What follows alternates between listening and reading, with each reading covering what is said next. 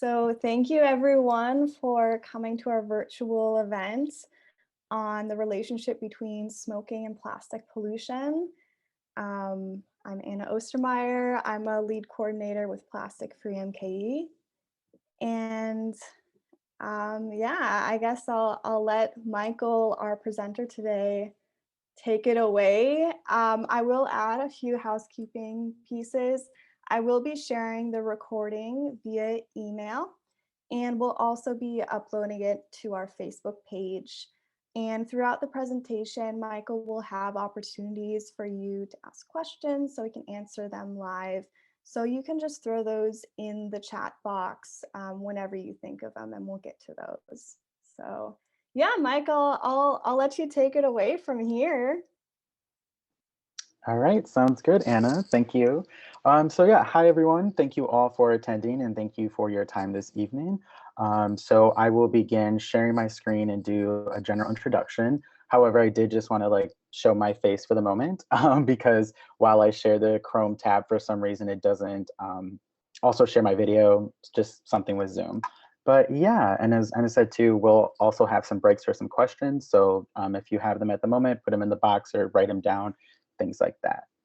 So let's begin.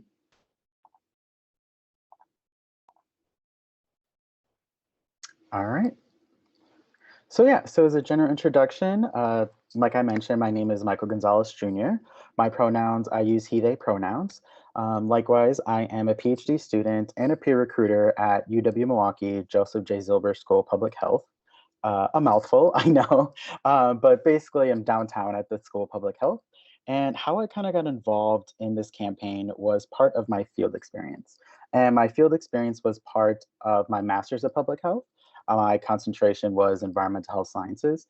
And I basically connected with an individual whose name is Annika, who used to be the coordinator for the City of Milwaukee Tobacco Free Alliance. And there, we kind of just initiated and started brainstorming and collaborating with people early on. Plastic Free MKE was one of them with Mary Lou and Hannah. And from there, we kind of started to initiate and adopt the Surf Rider campaign known as Hold On To Your Butt. And then of course, we want to make it local. So we've thrown our little MKE right in there. So here is one of the most crucial slides, right? And this data comes from the 2018 International Coastal Cleanup. And what they found were cigarette butts are the #1 source of litter. So that might shock, some of you, or might come as a surprise, but that's kind of continuing trend, right? From 2019, 2020, I believe 2018 was just the one we decided to use because it had the largest number. But regardless, it's still #1. And kind of going into it, right? What exactly is a cigarette butt? Is it made of plastic? Let's kind of see. So here on the left, we kind of have an image showing exactly what a cigarette butt is, right? It shows you how insidious this little piece of, how do I want to say, plastic, right? Is pretty detrimental. It has, over 4,000 chemicals. Likewise, it contains things that some of us know are poisons, which are arsenic, lead, toluene, butane, things like that. And then we move over here to the image on the right. And I really like this image. I think it might say where it's from, but I like it because it kind of breaks it down by the actual cigarette butt and then what is actually in the front of it. So right here where my mouse is kind of circling, this is where we have the cigarette butt. And essentially this butt looks like cotton, but in actuality, it's little fibrous pieces of plastic made of cellulose acetate, right? Because as you can see here too, filter plug contains cellulose acetate, and that is specifically a plastic. And then here we also have the tobacco, where it's kind of like the adhesive seams, the tobacco column. And tobacco itself is pretty, it's pretty crude, right? It's pretty hard on our environment. It's hard on our agriculture and everything around. So plastic, plastic, plastic. And what we mean by that is essentially cigarette butts, as far as e-cigarettes, it's really the story of plastic. So even as early as 1950s, that was when the cigarettes kind of came about, it was still plastic. They marketed as, hey, these filters actually help you, they'll filter out the toxins, they'll make everything better. And it was really just a marketing tool. it wasn't healthy for you. They knew tobacco wasn't that great, both for humans and the environment.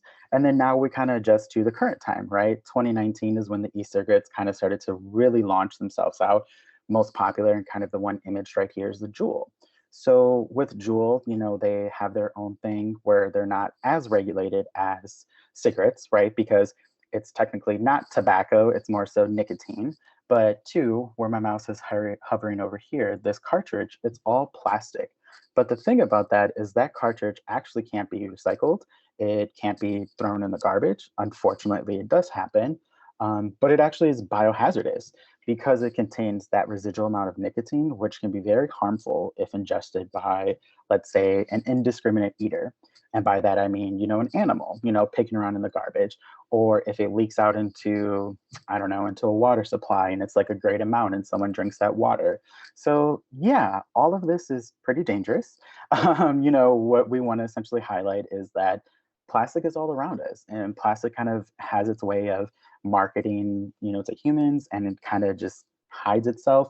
But now that we're becoming more aware, we're really trying to hold big tobacco, accountable. And we're also just trying to like spread the word of, hey, this is what's going on. Here, we just have some general images of what we use within our social media. So on the left, just kind of showing you a picture we previously used. Even though it's a small item, it's a big problem. As I showed you before, it's the #1 litter product. It's the one most collected during cleanups. There's no buts about it. This is an issue. And then two, the image on the right, this is focusing on e-cigarettes. So like Juul, as I mentioned too, we can leak heavy metals and that residual nicotine gets into the environment. Truth Initiative is probably one of the main platforms to where it's really about holding big tobacco accountable, spreading that information, and essentially getting youth involved. And that allows for basically our future generations to become aware of the actual issue, both public and environmental health focus, and also kind of striving upstream with policy. And what I mean with that is we can essentially see, hey, these are the companies that are continuing as this problem. These are the individuals as to where they know this is a public health and environmental health issue, but it continues to be marketed, made, produced, all that good stuff. Like we know, plastic itself, it just continues to be produced. It's an endless cycle. So to kind of cut this, right, we want to start getting people involved. So Truth Initiative is really good at getting, on the forefront, getting on the ground and making sure they get everyone involved who can be. And then these are also some of our social media graphics on the left. This was used from, I can't remember, but it's from one of the public health law centers in the US.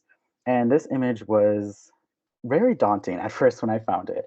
I believe I found this maybe my third or fourth week while working on the project.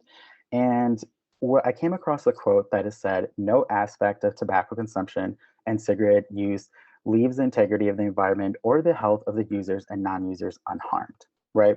That's a lot to unpack. But essentially what it's saying is that consumption or the growing of tobacco, oops, sorry for that, is very harmful to both human health and the environment. That doesn't matter if you're a user or non-user. And what it means is for non-users, it's more applicable with things like secondhand smoke, third-hand smoke, and also just if you live near close to, a tobacco farm. Granted, we don't really have that here in the US, but that is an issue in low to middle income countries, primarily in places like Africa. So, it's a very much a global health issue as well. And then the image on the right, that's showing you, the cigarette butt over here where I'm kind of circling, and then it creates these plastic cigar tips. And these cigar tips, you may or may not be familiar with them, but normally they're kind of connected with a black and mild, which essentially is like a little cigar, or sometimes people call them cigarellos, but they're little cigars. But sometimes too, other brands or cigarellos have these plastic tips. And even though they can be swapped out sometimes for wood tips and things of that nature, they're becoming pretty prominent within our Milwaukee beaches. So that's something we're becoming a little bit aware of. We're also encouraging people to, use their receptacles, which we'll get into more throughout the slides. But yeah, either way, plastic, plastic, plastic. So here we kind of get to what are we going to do now, right? So we ask the question, how can we best address this issue? What can we do as public health professionals? What can we do as community members? What can we do as Milwaukee? So we decided, hey, let's break this up in increments. So we decided short-term goals, intermediate goals, long-term goals. So with short-term, right, that's something we can achieve kind of immediately. It's kind of the low-hanging fruit. It's like, hey, I have this connection. Let's go forth. We can make it happen. So for example, we want to share success stories of people quitting.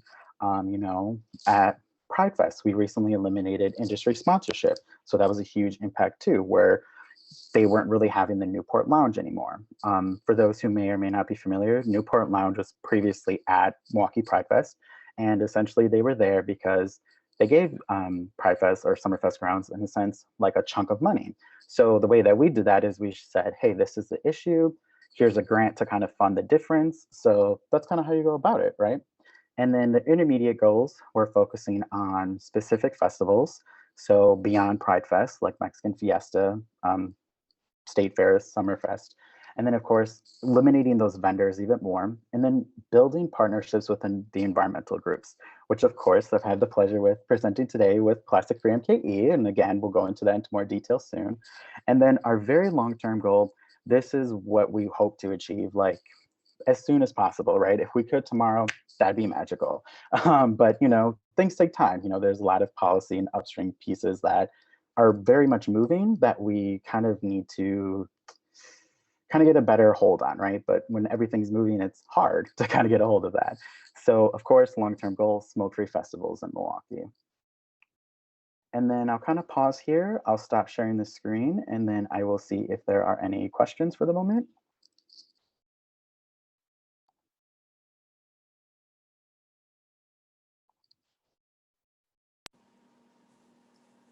So who is your coalition working to talk to the heads of the festivals, which it doesn't look like we'll probably have festivals again this year. But who is the coalition that's beginning to talk to them? Because if we don't talk early, the money will flow in. Yeah, so my previous, I guess we could say like preceptor or supervisor for this, as I mentioned, her name was Annika Moore. So she would kind of like have a tobacco prevention work group. And together they also have a LGBTQ tobacco prevention work group. And they would always reach out to festivals. So they would reach out to kind of like the head people. I believe, I could be incorrect, but the person's name was Don Smiley, who essentially Right. determines everything. So they would always run into issues to kind of get it to be smoke free. But what they're finding is, I guess, just reinforcement. Just keep asking it, keep requesting it, keep going that way. And that's kind of what we know and what we're kind of doing at the moment. Okay. Good question. Thank you.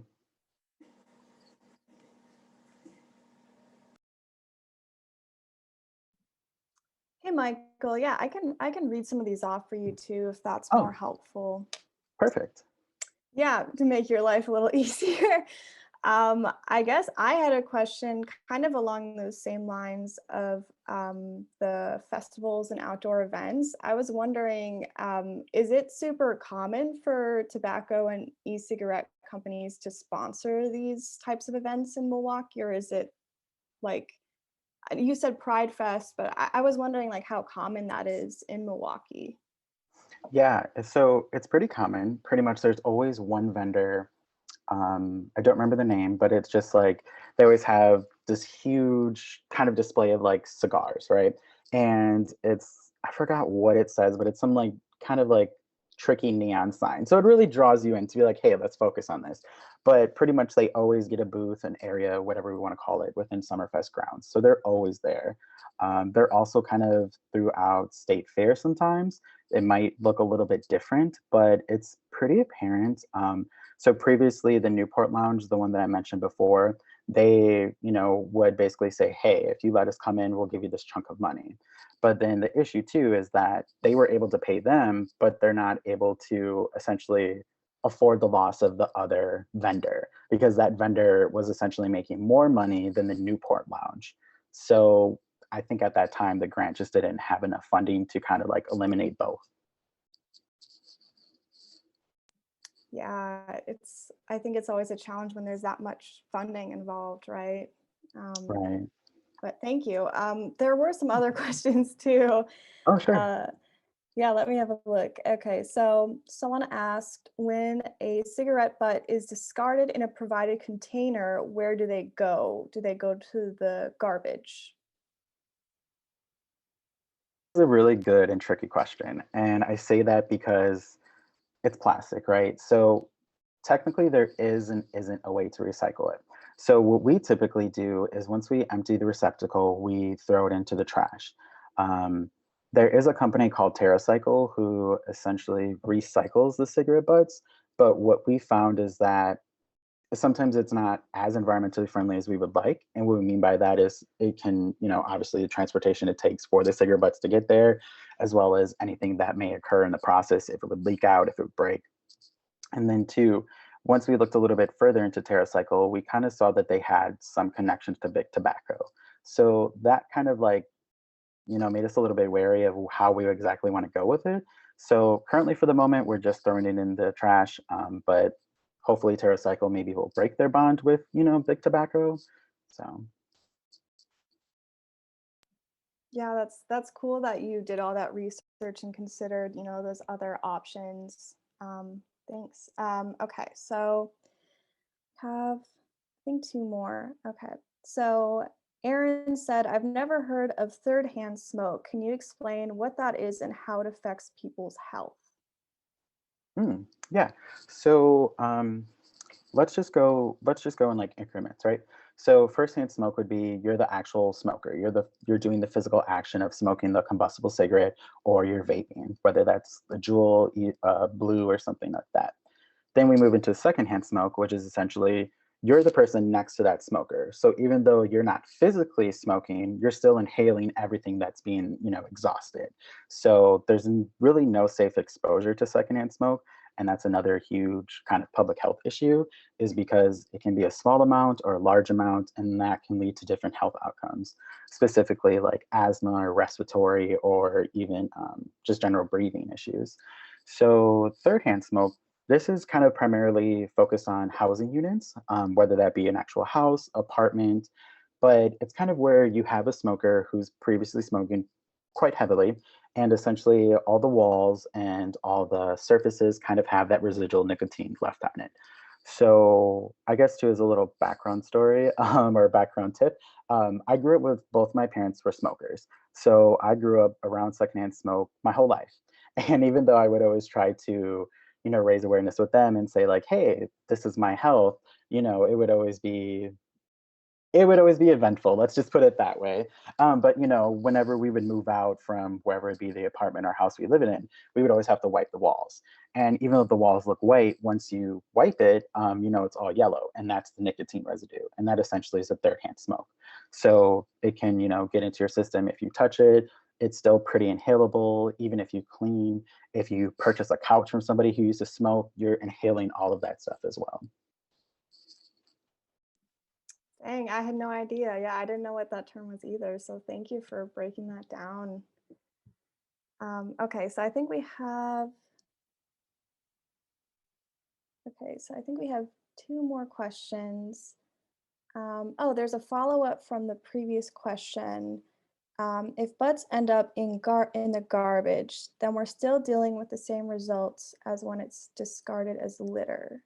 So I think what they're asking is like, what is the benefit to discarding it in the garbage versus it being littered in the environment?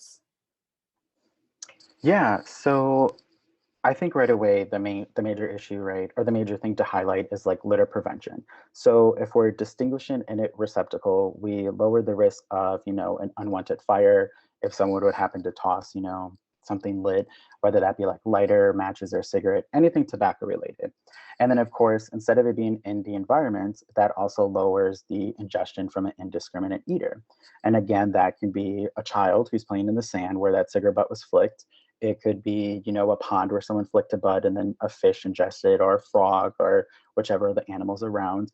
And then the same thing too, if you happen to have a fish who does actually ingest that and potentially even like kind of, starts to break down that cigarette butt, then that fish you're eating also contains that cigarette butt, right?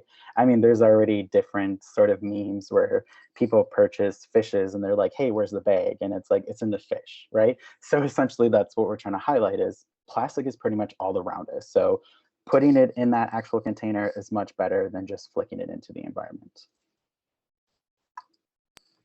Sure, yeah, that makes sense. I think it's a little funny that you have a broad term for indiscriminate eater that includes children and animals.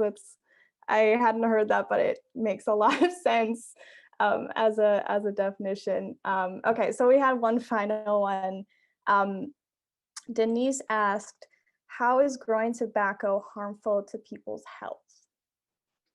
Yes, so this, kind of like how I mentioned too, this is primarily within lower to middle income countries, right? So essentially any country that is not deemed a first world country.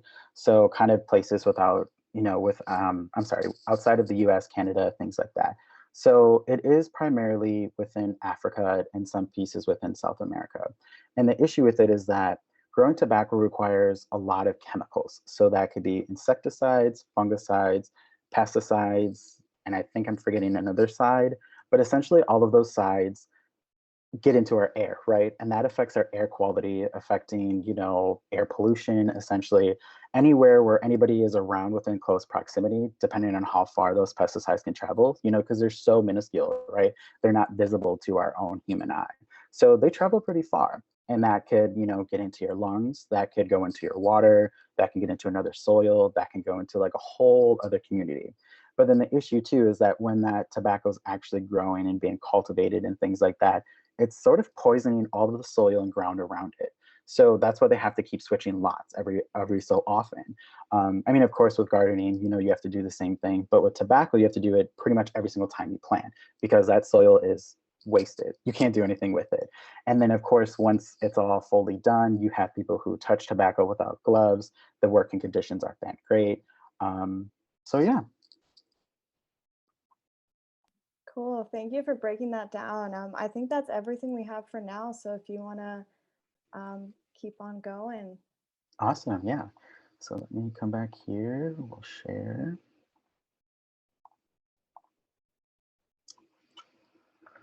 All right. So like I kind of mentioned in the beginning, our focus is primarily the public health impact. And what we'll do is we'll kind of break it down by different segments.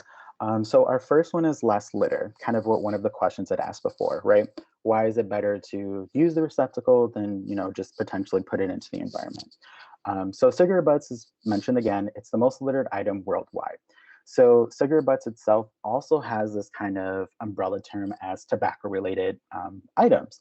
So those include those plastic cigar tips, cigarello wrappers. So you may or may not see it in your community where it's, what are they called? Like Swisher Sweets or I forgot, like backwoods, like they're just little plastic containers that are all over. So those wrappers, that's another tobacco related item. You also have e-cigarette pods, which can be like Juul, or you can have the actual whole, whole mechanism where it could be like a blue cigarette. But essentially all of that stuff, leaks residual nicotine as well as heavy metals. So this is kind of, a huge issue. And then as you see too, for taxpayers and local authorities, it's a lot of money to kind of clean up. Then we focus on our city of festivals.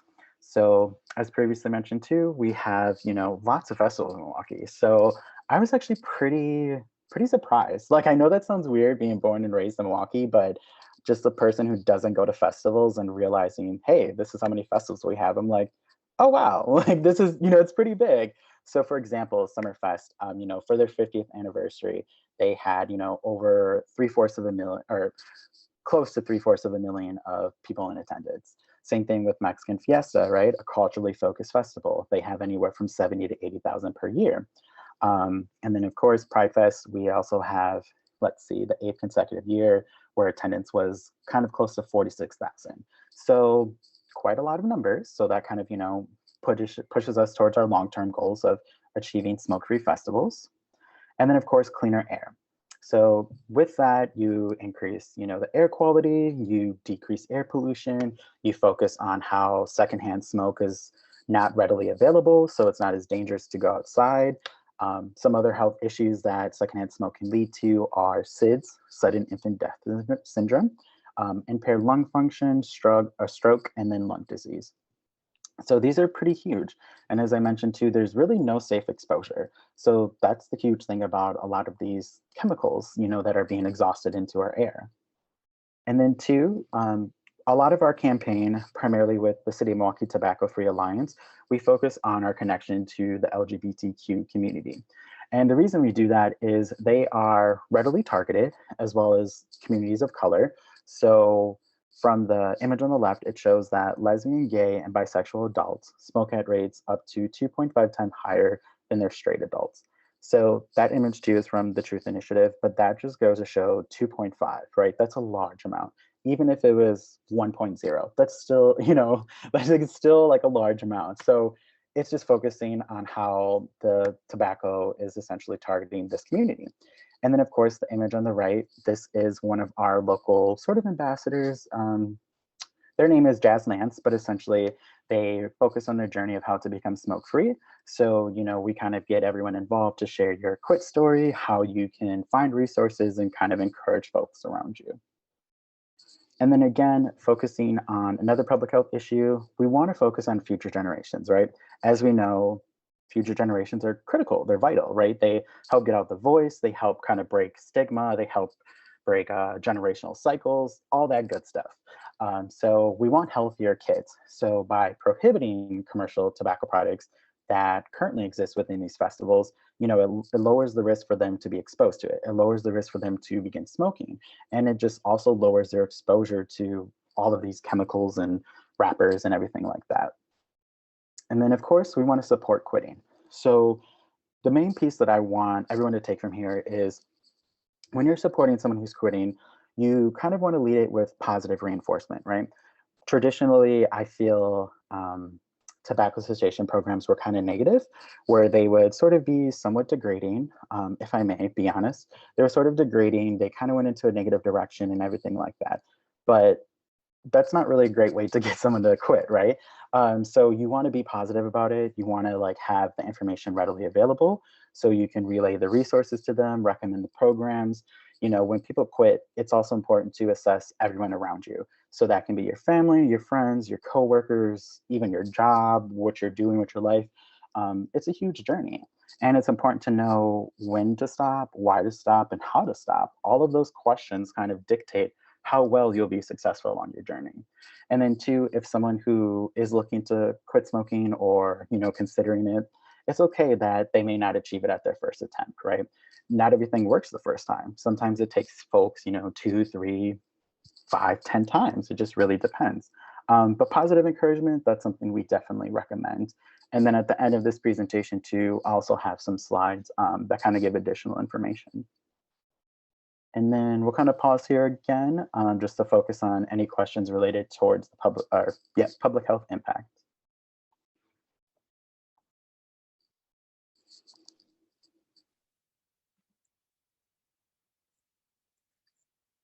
It doesn't look like we have anything in the chat. If anyone can think of something right now, they can throw it in, or you can unmute yourself and chime in too.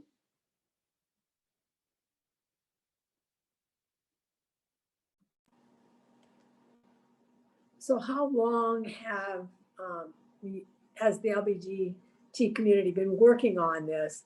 First time, I've heard about the No More But Milwaukee, all right, but I've not heard about people working on the festivals or the difference in how you're being LGBTQ are being marketed to. So how long has this been going on in Milwaukee? So I would say Milwaukee, I don't know. So I don't know the exact date. And what I mean by that is that essentially big tobacco within the US has been targeting communities of color first, and then so specifically Black and Brown communities. And then that's where they started to also kind of bleed that into LGBTQ folks. So, and the reason for that is that within the LGBTQ community, you also have a large population that identifies as people of color. So they're kind of like doubling off of that to where, hey, we're targeting one, but we're also getting two people at the same time, right? So within our LGBTQ tobacco prevention work group, I think that work group itself has been maybe around for, I don't know, maybe 6 to 7 years. But Wow. that in and of itself, I believe they've like diverse and resilient. They've been an organization that's been around for quite a long time. I think they started, I forgot which year they began, but whenever they began, like they started focusing on it right away. A lot of the LGBT resource centers and communities here are also focusing on it, kind of like bringing that awareness of how we're being targeted. So yeah, so.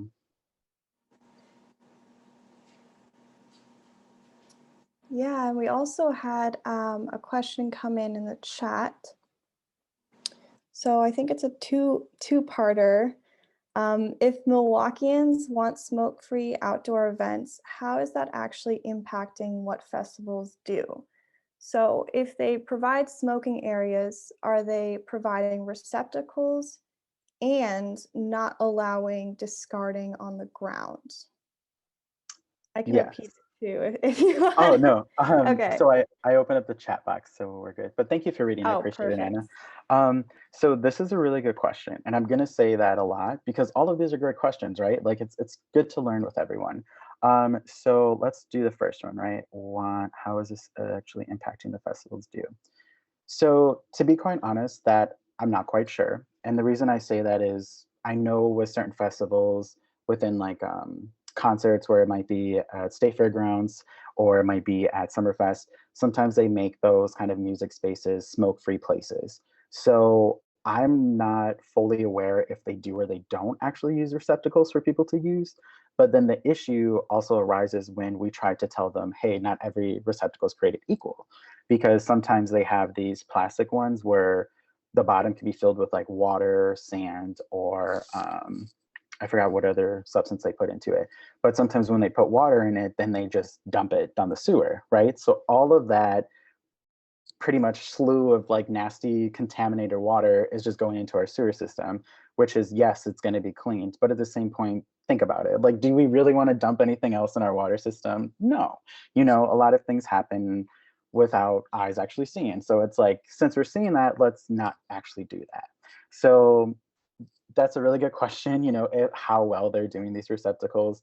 I don't think we could essentially give them our like metal ones, because we would have to get like adherence from the actual folks who do the ground. So again, like Don Smiley, things like that. But I'm sure we're more than willing to kind of adopt that and make that happen.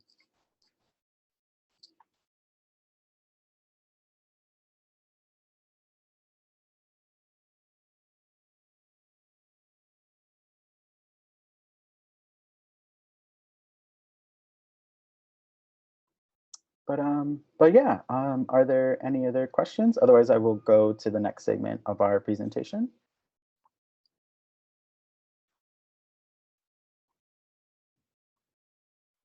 All right, so let's share this again.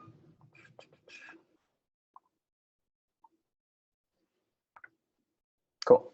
So yeah, so given all the background information I provided, you're probably wondering, well, how are you going to address this, right? And I kind of hinted towards a lot of these in the beginning, but just kind of honing in again, like what is our focus, right? So together we came up with a solution. Those kind of rose to 3 different pieces. So receptacle installation, raising awareness, and smoke-free spaces. So I'll kind of go through that bit by bit and also try to provide an example with each one. So with our first one, receptacle installation, right? Before we said, hey, which locations are we actually going to put these in?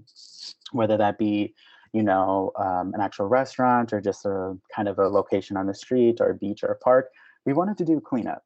So we partnered with the Alliance for Great Lakes, and they have a really great program to where I believe it's called like Adopt a Beach. And essentially you become a volunteer and you conduct your own cleanup. So they provide the materials like the buckets, bags, gloves, grabbers or trash pickers, whichever you want to call them. And yeah, so that's kind of how we began. Over here are our first images on the right. So I'm not quite sure who the folks are on the upper right corner. Some of you who are in attendance may be within that. So shout out to you. And then this was the first number we collected at Bradford Beach. So this is 1,202 cigarette butts. And I actually got inspired from a person who does cigarette butt litter I believe they're in Germany. And essentially they focus on, I believe it's like can the bud or trash the bud. And they started doing this kind of artwork called butt art. So we've adopted it, tagged them, asked them if it's okay, and they're like totally cool with it. So we've tried to do that whenever we get large numbers. And then of course, just showing the other buckets of all the plastic we kind of collected. But as we move to the left, these are the 4 beaches we kind of want to highlight. So our first cleanup was at Atwater Beach, Bradford, and McKinley. And I'll come to South Shore towards the end.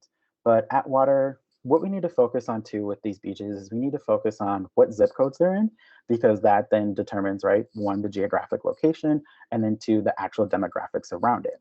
So that'll kind of become apparent once we kind of go through the numbers. And the reason I say that is because, as I mentioned before, targeted marketing, right? So with Atwater Beach, this had our lowest amount collected, 1,362. But then we go to Bradford, that's kind of where we had 8,572. And then of course, McKinley Park, the actual beach, which is a lot smaller than Bradford, actually had more.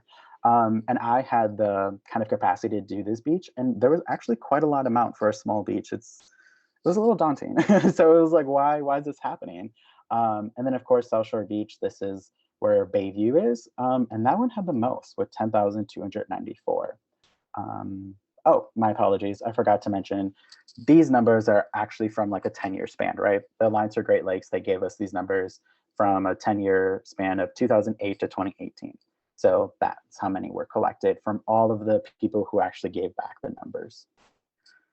So now we lead into receptacle installation.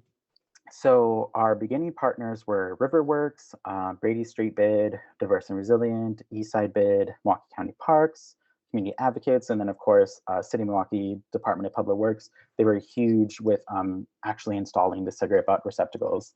As you can see, this image over here on the left, which is by Moose's, is by Bradford, to this little kind of sitting areas by Bradford. And then this image is the folks from Riverworks. And then of course, this shows like a huge kind of map of Milwaukee showing where our actual receptacles are installed. So in the purple, this is focusing on our community partners. So they're kind of distributed all throughout Milwaukee in different places. And then of course, the little white box on the right shows the different Milwaukee County parks and beaches. So again, we focus on Bradford, McKinley, South Shore, and then Grant Park. Due to Atwater not really having a lot of cigarette butts, Shorewood itself, well, we actually had a separate meeting with Shorewood where essentially it didn't get passed to install a cigarette butt receptacle. So we've been in contact, we tried it, but essentially they saw it didn't fit at that time. And then kind of 2, right? Remember our solution, raising awareness. So this is where we start to build our partnerships with environmental groups. And again, just a reminder, this is one of our intermediate goals. So here we collaborated with, a lot of great groups, Plastic Free MKE being one of them. So shout out to y'all. So we had our press conference, right? This is where we're really collaborating with everybody. So Plastic Free MKE, New Life, and then the FACT group. And then the FACT group is essentially a youth group where they focus on spreading the truth about tobacco. And then of course we had some upper folks like, actually don't remember these people's names, but I just know they have some sort of title. Well, I'm sorry, I have a lack of words for that. My apologies. But of course, representatives from Milwaukee County Parks and all of that good stuff. And then 2, this is also we rose awareness with our bus shelter ads. And shout out to Hannah because she connected us to MCTS to kind of get that going. So it was really great. And then of course, focusing again on Plastic Free MKE, they were very generous to allow us to be part of their lake friendly certification, right? Right here in this yellow bordered box, you can see, one of the options a restaurant can choose is install and maintain an actual hold on to your butt MKE receptacle.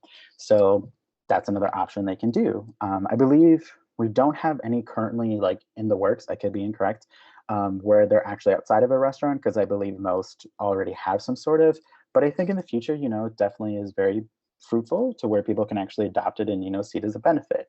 But that itself just allows awareness to be increased. And then 3, getting smoke-free spaces. So kind of as one of the questions asked previously in the chat box and what I said earlier, focusing on smaller festivals, right? So with Mexican Fiesta, we partnered with I cannot recall their first name, but I know their last name is Mercado. We partnered with them to where we can get smoke-free stages. So they would have these smoke-free zones. And essentially they would be where the music was, right? Where the concerts were. So they would say no smoking here. That includes, traditional or combustible cigarettes, in addition to any type of e-cigarette, vaping, all that good stuff. So that has been pretty successful. And another reason they pushed for it was they kind of asked, the attendees, I can't remember if they did it through a survey or if it was just kind of like, I actually don't remember how they collected the data, but essentially they found that, since it is more of a family festival and it is family focused, they kind of highlighted the piece of like, hey, protect your children from secondhand smoke. So this was adopted pretty quickly. So it was really great. And then 3, kind of focusing again on smoke-free spaces, we also partnered with medical professionals. So right here we have Dr. Malika Syker showing the little Summerfest icon. So she has been pretty pivotal too with all the information she has been providing, right? She is physician focusing on radiation and oncology. And as she quotes, reducing smoking at these outdoor festivals would go a long way in keeping our community healthier, right? And as I previously mentioned, not only the first-hand smoker, but as well as the second-hand smoker, and then of course just our environment in general. And then these are just some images from our social media as well, focusing on our smoke-free spaces. So if any of you are familiar with Esterbrook Beer Garden, they also put up this big sign, I believe, November, December-ish, and it shows, things of what they're no longer allowing for. So no carrying alcohol, no smoking or vaping. Awesome. The Colectivo on Humboldt Avenue, they have this little makeshift homemade no smoking sign. I actually haven't seen it in person, but I just love how cute this is. And then, of course, one of our pieces of our campaign, we focus on tobacco-free campuses. That's another great way of how we kind of, partner with them. And we partner with them through this grant called Spark. And essentially, Spark is partnered with the Wisconsin chapter or location of the American Lung Association. And essentially, they say, hey, we have this grant funding. Can you become a tobacco-free campus if we provide you this grant money to make resources happen, right? And some campuses will either like adopt receptacles or they'll adopt, kind of like illustrations or posters they can put up. So this is just showing how Care University is one of them. Likewise, UW-Milwaukee is one of them too. So yeah, kind of everything that I provided, right? Where are we now? So the question is being asked, hey, you did all this great stuff. What's actually going on at the moment? Well, let's take a look. So 1 year later, remember that map I showed you earlier, how everything was really good? It still is really good. My apologies, I don't mean it in a negative way. But this is showing our current receptacle installation. So with our community partners, Riverworks no longer has a receptacle. Unfortunately, it was stolen. So they are looking into purchasing a new one. With Bradford Beach, we gave them 6 receptacles. However, they only saw it needing to install 4. So with those 4 receptacles, they've been doing pretty fine. Usually 2 of them are pretty high and 2 of them are pretty low. So it makes sense, but they do have 2 receptacles to where they can add into it. Same thing with McKinley, we gave them 2, however, they only have 1. This is kind of at the crossroads of where like, it's the 2 walking paths of where you're walking from the sidewalk or you just continue walking your path from Bradford. South Shore, so we gave them 2, however, we've had a little bit of pushback where they haven't been installed. And that situation has just been a little confusing simply because we're not sure if it's kind of like the Bayview Association, like neighborhood association, or if it's another neighborhood association where they don't want it to be installed there. However, we did do a cleanup recently with South Shore, I forgot what they're called, like Friends of South Shore Park. And that group was actually unaware of it.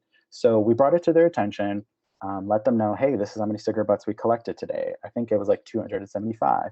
So they were like, wow, this is a lot, and I showed them where the areas were, primarily the parking lot. So I think they're in the works of trying to figure out what's going on as well, but also been in contact with Milwaukee County Parks. Probably need to reach out to them again just to refresh it. And then we also have 2 more at Grant Park. So yeah. And then this is just showing our receptacle emptying. So let's just focus on the image on the left, right? So if you see, let's see, so this says CA 38 and then like a little asterisk. And that, hey, this is how many we actually emptied at the receptacle. We emptied 38, but when we did one of our cleanups, like, I don't know, maybe like a year ago, we collected like over 1,000. So we're just kind of highlighting that to say there's a difference, right? There's a difference of when we do a physical cleanup versus when we empty the receptacle. So do we maybe need to relocate the receptacles? Do we need to have better signage or raise awareness? What's going on? And then Eastside Bid has been one of our huge community partners. Shout out to Liz and the other individual who I cannot recall right now. I want to say it's Larissa or Clarissa, my apologies. But they have been very instrumental, as well as like being great partners. The first time we did it, we got 941 cigarette butts, and then 257 the second time. So yeah. And then this is just showing our cleanup data from 2019 to 2020. So 2019, our largest cleanups when we first initiated the campaign were at Bradford Beach. And then of course, like I mentioned earlier with community advocates, when I emptied the receptacle and I only got 38, but then when we did the in-person cleanup, we got 1,414. So again, maybe we need to increase signage, switch it up, who knows. And then in 2020, we did a neighborhood cleanup with Safe and Sound, which had a total of 583 cigarette butts. So that was huge because that was primarily just us focusing on one block of pretty much like a whole neighborhood. So who knows what the other blocks could have held, right? And then of course, focusing again on Friends of South Shore Park and then Community Advocates Fond du Lac. And yeah, just showing our data for the last 2 years. We have had one receptacle relocation that was on the Eastside Bid.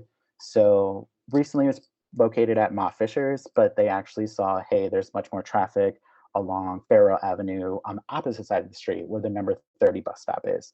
And you can kind of see this is facing, I believe, south.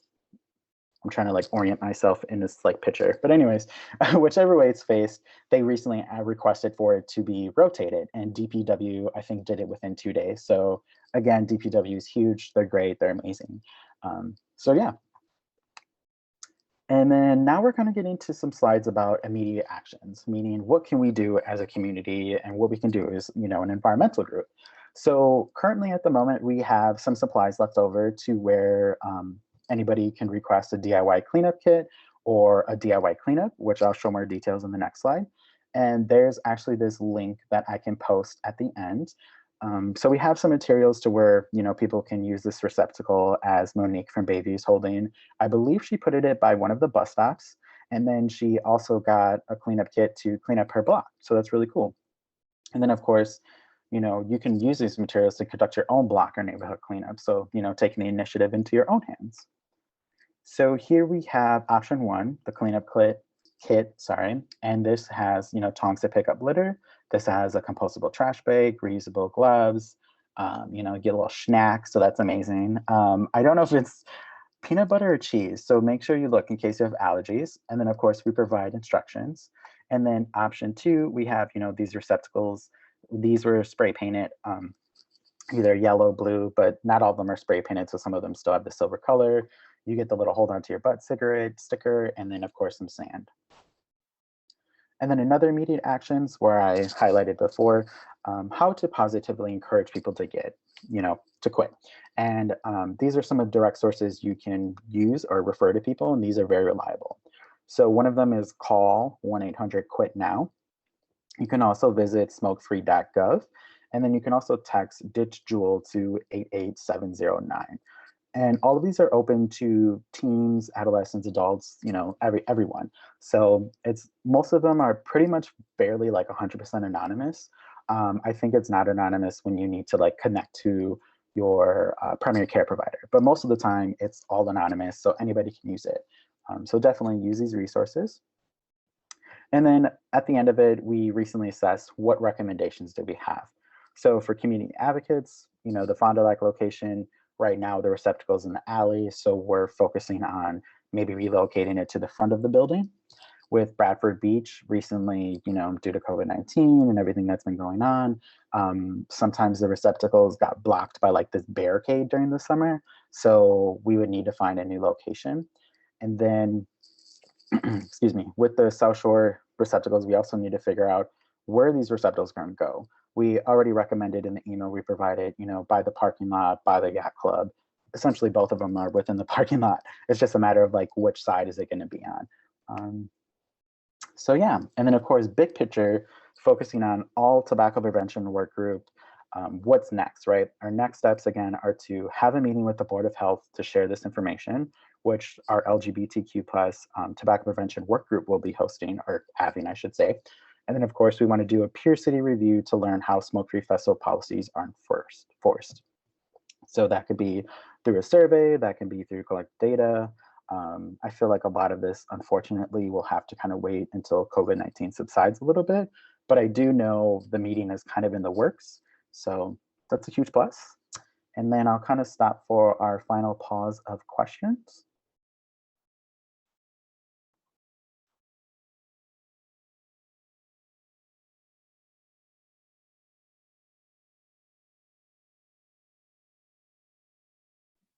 We have quite a few. Do you want to go through, Michael, and read them off, or would you like me to? No, hold on. Okay, there we go.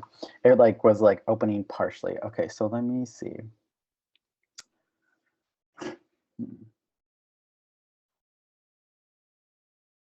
Okay, so we'll start with Mary Lou at 609. So it says, if butts get into our water system, disintegrate into microfibers which are not removable from. Yeah, that's a really great point, right? I mean, that's the huge point about just plastic in general, right? With microplastics, it breaks down, you know, as plastic-free MKE has been very good at letting people know there's plastic in our beer. So that's a huge attraction to Milwaukee and to Wisconsin itself. So yeah, all of that stuff just breaks down. And, you know, the better question is too, is are there potentially filters that can maybe filter this out? But then of course, most of the time filters are plastic. So again, plastic, right? It's just a huge problem. Like, how are we really going to address this? So moving to the next one, who empties the receptacles?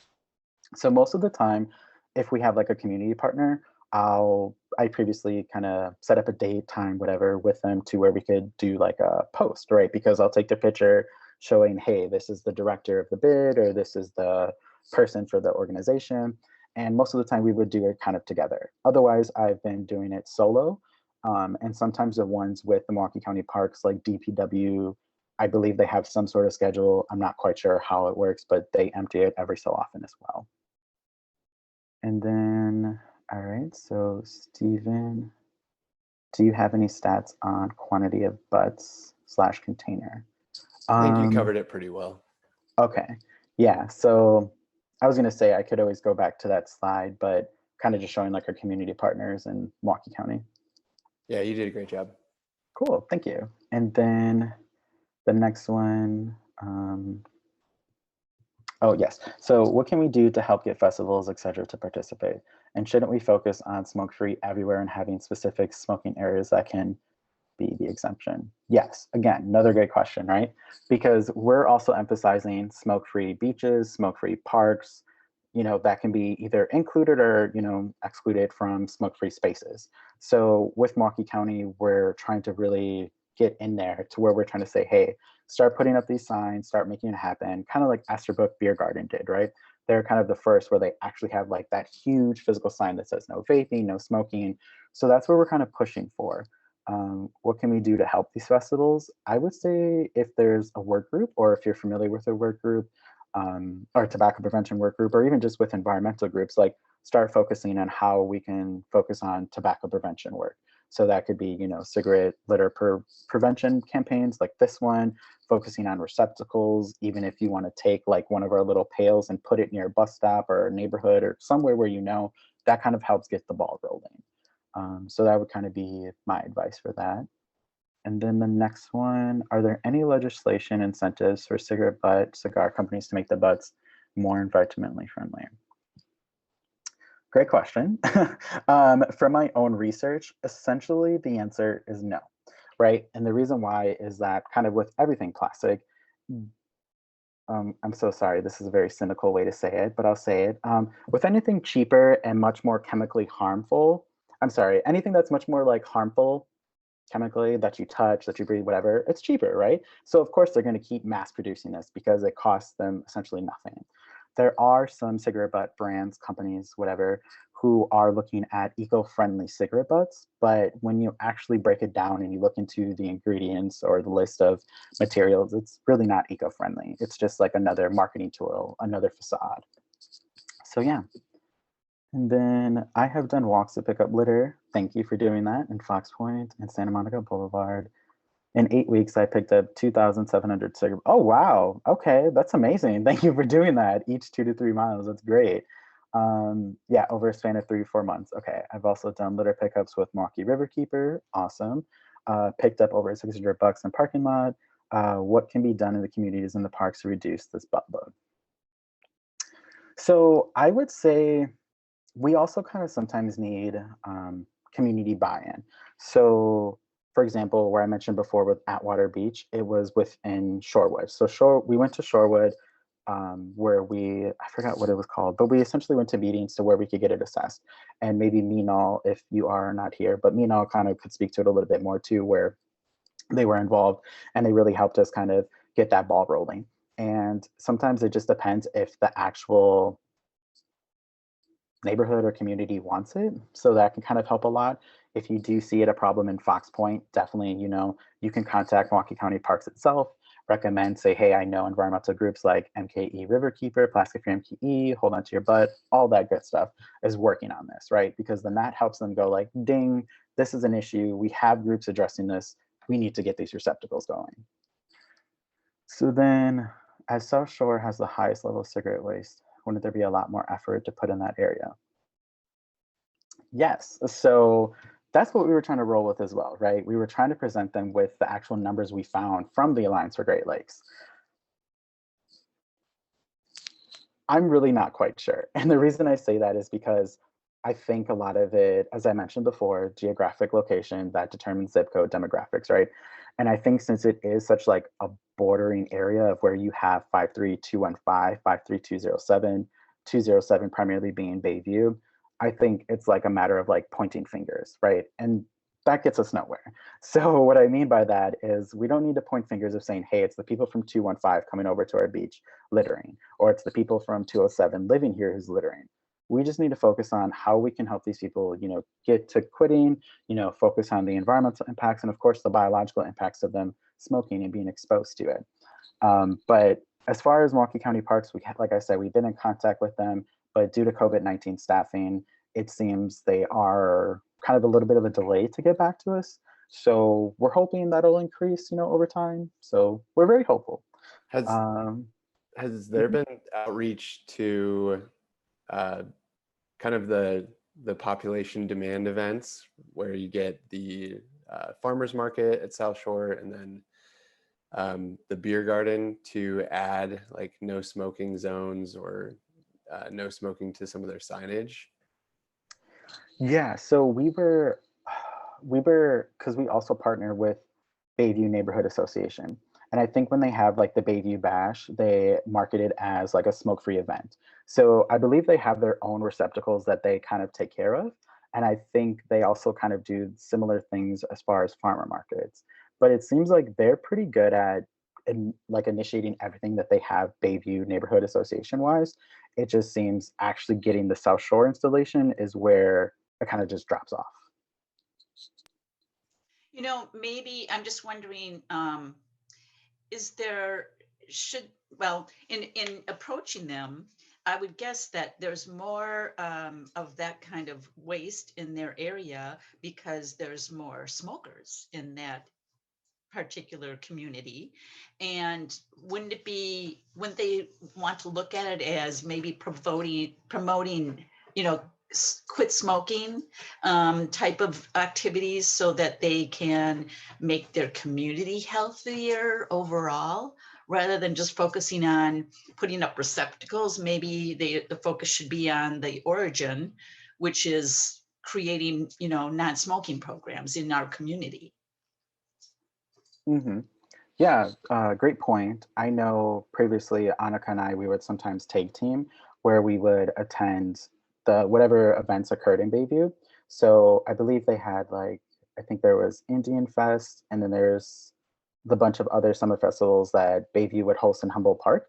And we would kind of do tabling, right? So tabling just helps kind of say, here's this resources, kind of make it a little interactive to where people can like spin a wheel and guess a question. So that was kind of like our initiation to help the community raise awareness.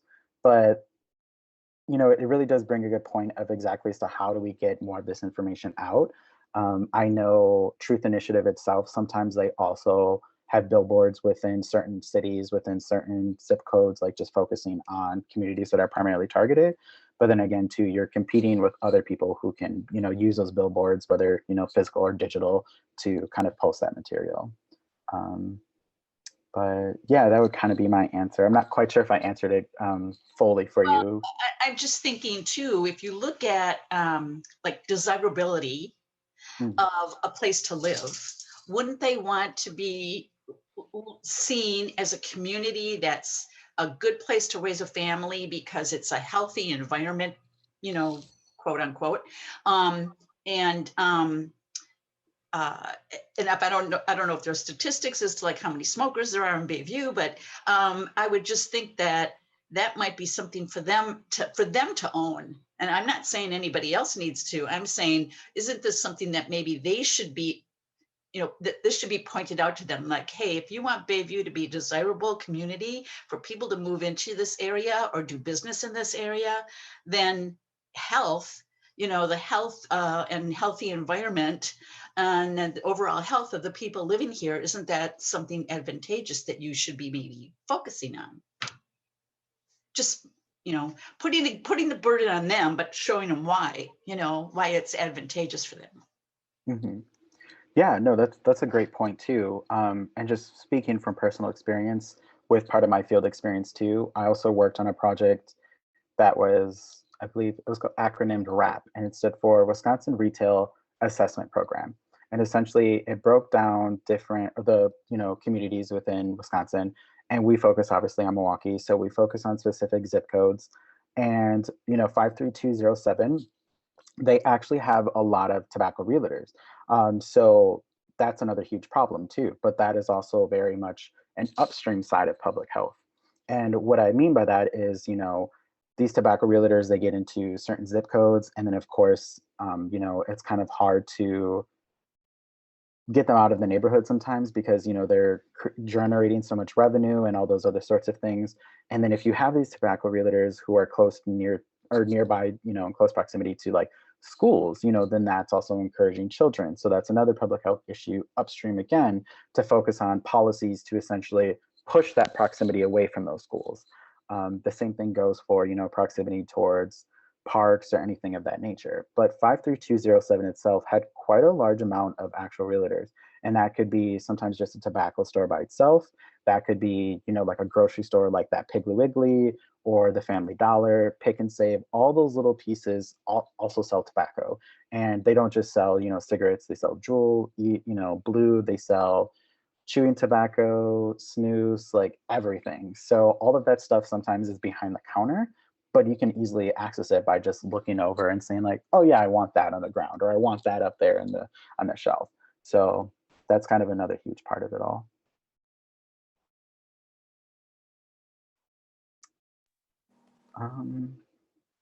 I'm just going to mention, Sure. I'm not sure if at the yacht club you've talked to, I think he's still the president, but Dave Wehnes, Wehnes. His wife happens to be a Sierra Club, has been a Sierra Club employee. So I don't know if you haven't gotten to the right people, because I just can't imagine that Rosemary would not have, and she's a member of the yacht club too. So talking to both the Wehneses, and Anna can get you my email. It's Rosemary Muller, so that Okay. you can get me and I can give you their personal phone numbers. I Oh, cannot, perfect. this is just like, how can this be? Because I know those two people there. And it's just like, maybe we're in the wrong place, because I just can't imagine they would not want to put that up, knowing who that family is. So hopefully Yeah. that's helpful and we can get past this. Yes. No, I appreciate it. And see, it's a good They thing don't too live to in Bayview, partner. Okay. which Yeah, is, and it's I don't know how many people who come to the yacht club live in Bayview. I suspect few. So, but right. even if they're not president right now, they're still there and would have some power, I would Okay. Yeah, that's good to know. And thank you. And definitely I'll reach out to Anna to get your email. Um, but yeah, because I know with that relationship itself, it just seems like there's a lot of back and forth. So again, we don't want to point fingers, but we're Right. just kind of If we like close the not gap. saying, yeah, not saying we are, just more so like us when we reach out to them, like us as Right. Hold On to Your Bud. But it's like, hey, we just want to get this installed, like we want to get this going. So Let's just see if we can't close that gap. yes. All right. And then I think Karen commented, awesome. Yes, thank you for attending. Stephen as well. And then that's about it. So yeah. And then what I can do too is, thank you, Mary Lou. I can also copy and paste this link, but this is also on our social media for the DIY kits and receptacles. Yeah, I can share that in the follow-up email as well, so folks have that link easily available to them. So I'll definitely do that too. Cool. Thank you, Anna. Appreciate it. Thank you. Thank you for presenting. I learned a lot from this, so I really appreciate you taking the time to really break this down for us. Yeah, definitely. Yeah, so thank you again for allowing me to participate. And yeah, thank you all for attending. I appreciate it. Thank you. Bye, everyone. All right. Bye, y'all. Have a good night. Stay warm. Thank you.